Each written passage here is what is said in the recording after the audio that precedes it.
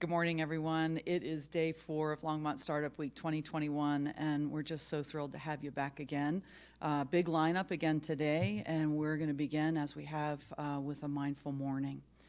So I'd like to just take a couple minutes again to touch on a few things from the previous day. So we're working with an acronym, RAIN, R-A-I-N, and we've talked about the R, recognize, and allow. And today we move into inquiry, and tomorrow is nourish. So the recognize and allow is really this way that we begin to practice with honing our attention and our focus. And then today we start to complement the awareness with practices that help us be gentle and kind to ourselves. So in Inquire and Nourish, that's what we're going to be exploring. You can find a lot of information about RAIN in Tara Brach's most recent book, Radical Compassion. So I want to offer that as a resource for folks. And Tara's tons of information online that you can be resourced around as well.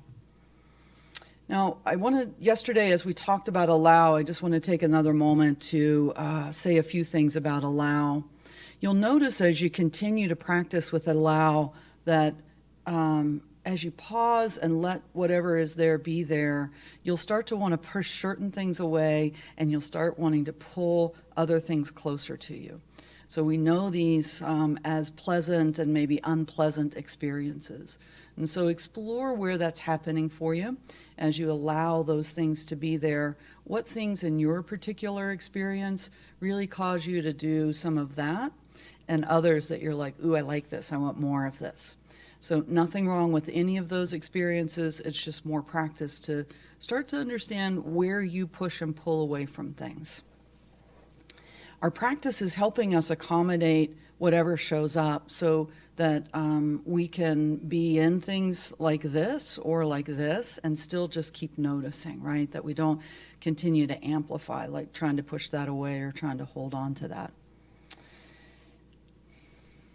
So there's a thing called negativity bias in psychology field. And what we're working with is to reduce some of that negativity bias. So we've oriented our brains over many, many thousands of years to look and search for things that we need to be concerned about, right? And so that's in the reptilian part of our brain. So it's important to know about that we're trying to pay attention to that. And by doing so, we sort of allow other kinds of experiences to come in. So today I'm going to offer some reflections from two specific teachers, and I've chosen these teachers for specific reasons. They are both teachers of color, and they're also members of the LGBTQ community. And it's Ruth King. We'll use some of Ruth King's reflection here in the first part when we start to practice, and then at the end of our time together, we'll work with some questions from La Sarmiento. And La is my teacher right now, and really value how La really shapes things, and I think you'll really enjoy the questions and reflections from both Ruth and La this morning. So let's begin as we have been and just take a moment to notice what happens as I say we're going to practice together. And as we have been, just find your body and check in with your posture as you begin this process of noticing your body. And take a upright yet relaxed posture, so coming all the way up, and then you can kind of relax about 25%, so you can soften just a little.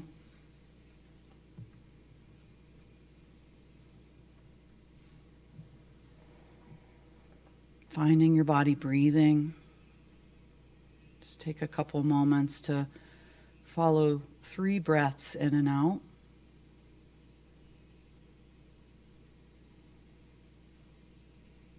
And you may notice distractions. You may hear sounds that sort of pull you away from following your breath, or thoughts.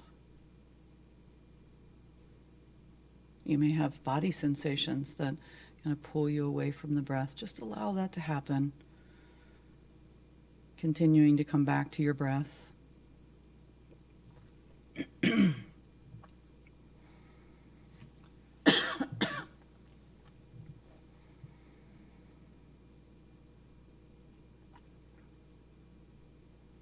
And see what happens when I offer this phrase to you. It's like this right now.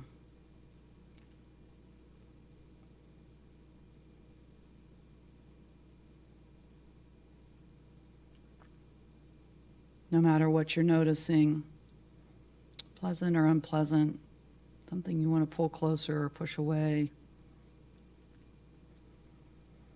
See if you can hold yourself in that awareness and allow it to be there with using this phrase. It's like this right now.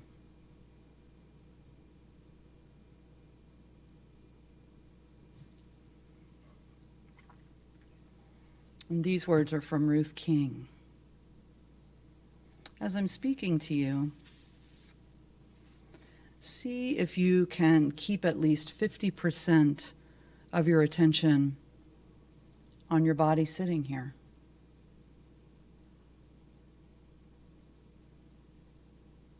On your breath, breathing here.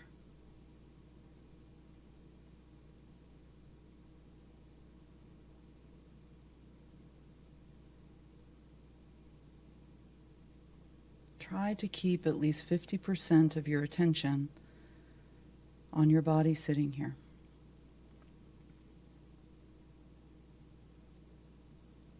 And on your breath being here.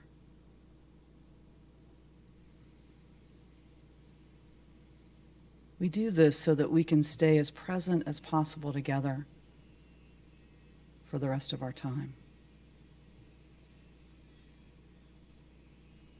50% on your body sitting here. 50% on your breath being here.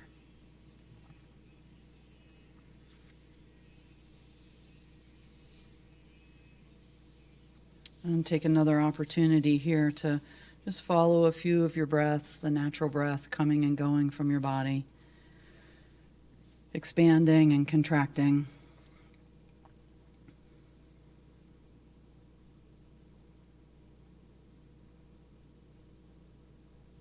Just a few brief moments to rest in the breath.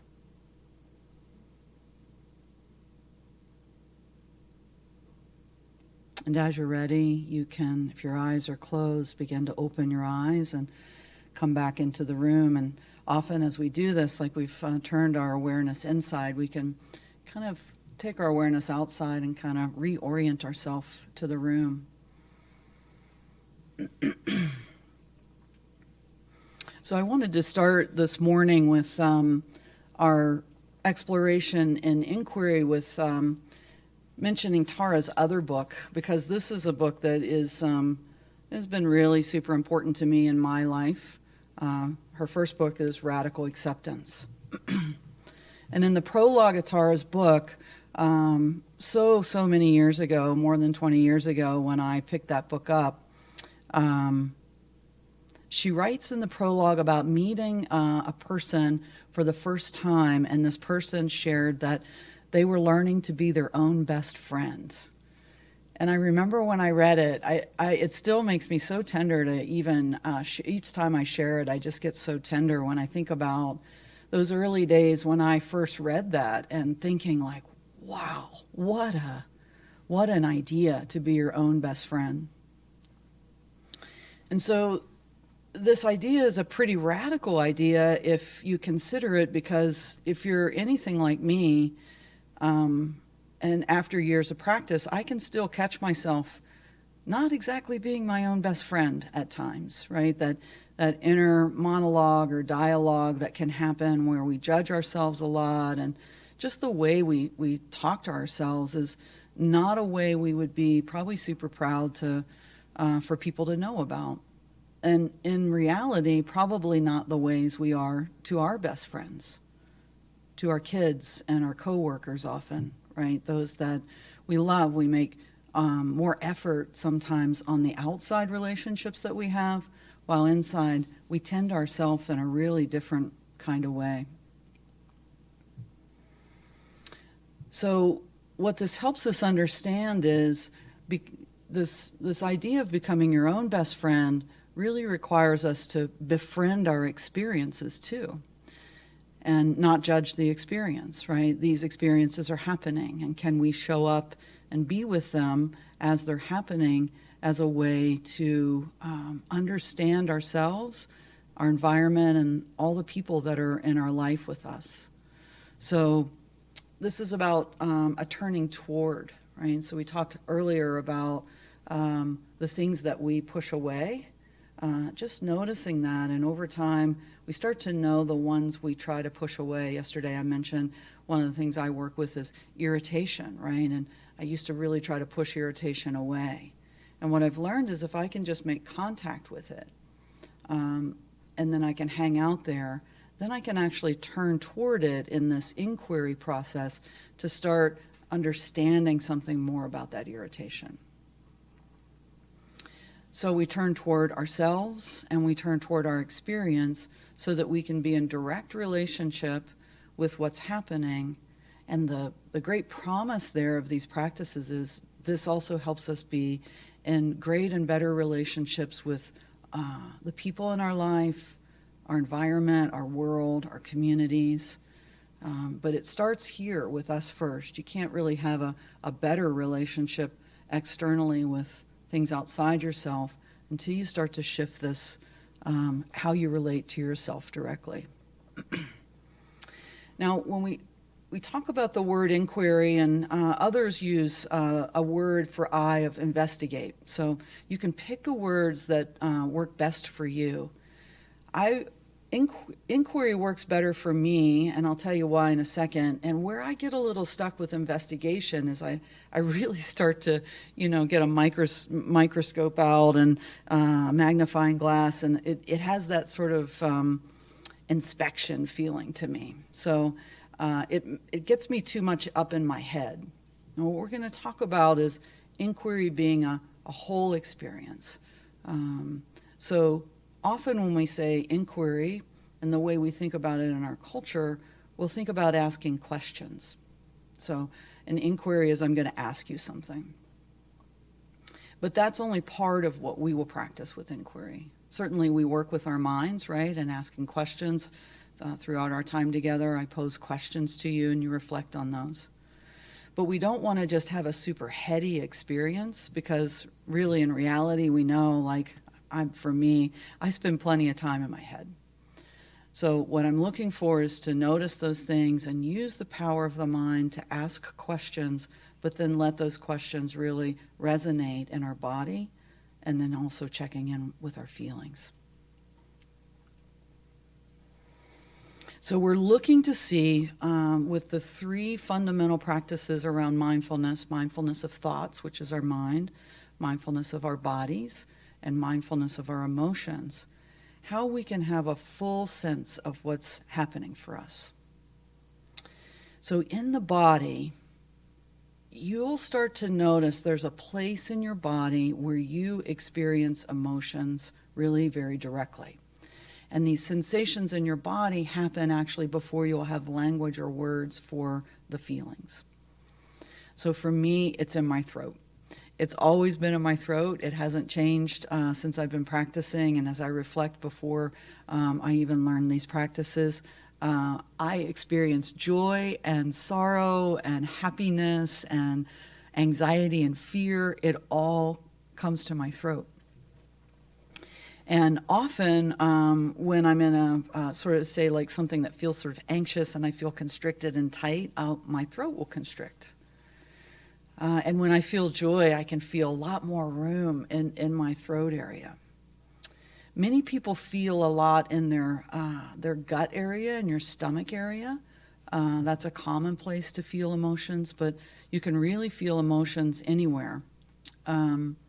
When I'm having a particularly difficult time, I can actually feel tension in the front of my head. And that's where your prefrontal cortex is in your brain. And when emotion is taken over, my prefrontal cortex starts working really hard to try to track all the things, and I can literally feel it like constricting up there. So I kind of practice to bring some of that energy away from that constriction so that I can think again really well. So let me just say another thing about our minds. I think this is really important because most of us spend so much time in our minds. A number of years ago, I was studying a organizational change modality and philosophy called appreciative inquiry. And I don't know who said this quote. I've tried to find it many times. I like to give people credit for the things they say, but I don't know who said it, but this is the quote. The questions we ask ourselves are fateful. So I'll say it again. The questions we ask ourselves are fateful. So in that way, the way we shape our questions, our reflection questions to ourselves, they're like a rudder. They're fateful, they're directional, like they will take us in a direction. So it's important to know that the tone and the phrases that we use are something that we should pay a lot of attention to. I'll give you an example. So if I say to myself, oh, I always, and you can fill in the blank for yourself. Or if I say, why can't I get this right? Those questions don't illuminate, they sound very judgmental toward myself. So you can see back to being your own best friend is like, oh, well, wait a second, let me see. I wouldn't actually say that to another person. I just can't even imagine saying, why do you always, right? Unless you're in an argument and you may use that line and be regretful later. But we wouldn't use that as a way to make a connection with another person. We might use it in a moment of confusion, but certainly not one where we're trying to build relationship. So as we're learning to build more relationship with ourselves, reflective questions that don't have that air and quality of judgment are important. And then when you have one that's super judgmental, it's just noticing, oh, well, it's like this right now, and I'm being really super judgmental. And then allow that to be there, taking some breaths, and then seeing what will come up after that. So here's a great place to also remember the puppy analogy, right? If you say, why do you always do this to the puppy? And you do it enough times, the puppy's not going to keep coming back to you when you call it. So it's the same thing, that gentleness. What we're doing here is the what is being aware and focused, and the how is around being gentle with ourselves, being compassionate and caring. So the last point I'll make here around inquiry, and I'm aware of so much I would love to share with you, but with time we'll just be a brief here. When we think about inquiry, it's less about the questions that we ask ourselves and what happens after the question, which is a process of listening. So back to being your own best friend. You know, like it's when you meet your best friend and they're having a really hard time and you show up at a coffee shop and what does your best friend want to do? They want to tell you all about it. And what we do as being good friends is we listen. But we don't listen as much to ourselves as we do often to other people. So the questions we ask have to be followed with that space, that reflective space, to listen for what comes up. And we're listening with our whole being. We're listening to what's happening in our mind. We're tending to what's happening in our body and our sensations. And we're following what emotions are coming up. So this is an active listening process on all three of those areas. So what I'd like us to do is practice again together. And we're going to do 2 practices today. We'll spend a few moments in sensation, following sensation in our hands, feet, and our seat, our bottom. And then I'll switch us into the questions from La Sarmiento for reflection.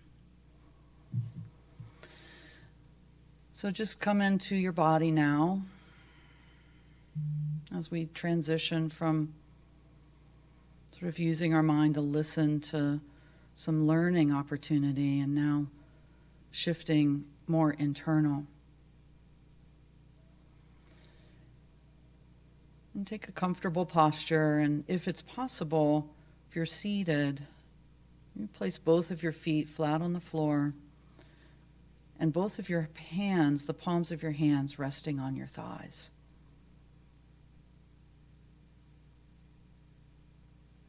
And draw your attention to your hands resting on your thighs.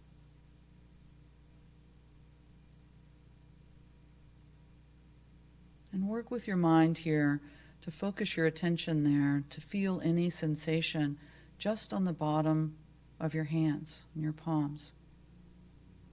No need to move them around. You can continue to just let them rest. And see what sensations you can pick up on. You may feel some tingling. You may notice some quality of temperature, hot or cold.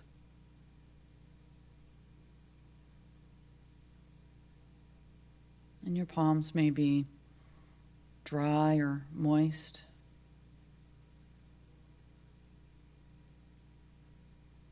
Bringing your mind back to your hands, hands resting on your thighs.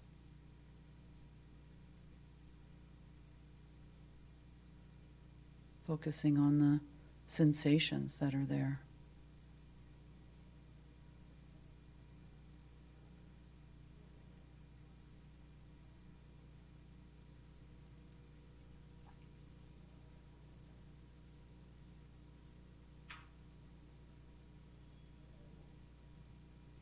And now, if you'd like, you can shift your attention to your feet.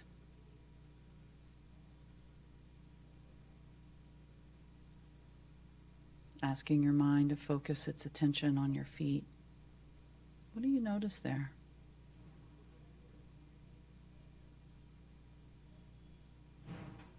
Feeling sensation in the bottoms of your feet.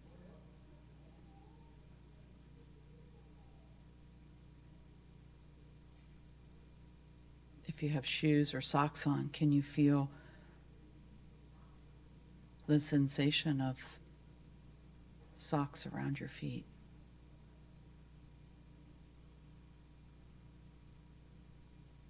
When you feel the surface the bottoms of your feet are resting on, what's the texture there? It's smooth or rough?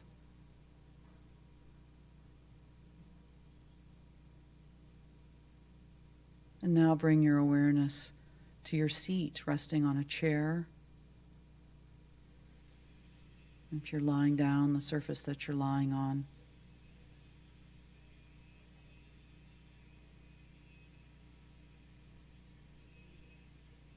If you're seated, can you actually locate your sit bones, that bony part that rests on the seat?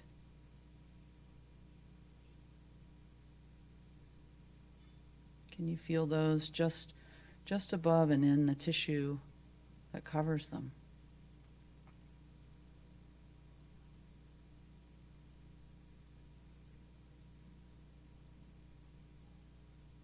And are you seated on something fluffy and cushiony or something hard and rigid?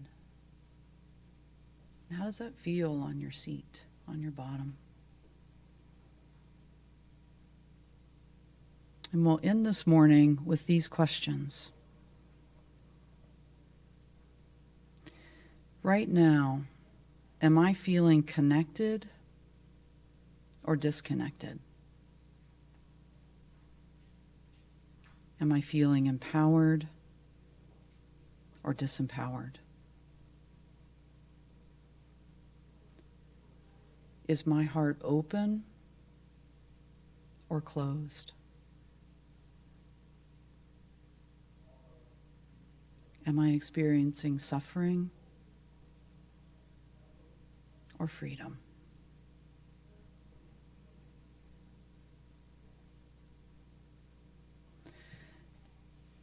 And as you're ready, you can begin to drop that practice. Coming back into the room, turning your awareness less from the inside, back incorporating the outside. And I'd like to offer this practice for you, again with your phone today. So yesterday we suggested when you pull the phone up, right, and just kind of see what will soften, right, just a little bit. So today what I'd like you to practice with is pick up your phone and then actually set the phone down with a lot of awareness and intention. And come back to an inner experience of asking yourself any of these questions we've been working with, maybe just one or two, and then pick your phone right back up and do what you were going to do with it. So not making too big of a project on these practices, just incorporating them. I hope to see you again tomorrow as we complete our time together and focus on Nourish. We'll be talking about self-care and self-compassion and the way that works in these practices. Thank you so much for joining us. Thank you for your time and attention. Be well, friends. See you tomorrow.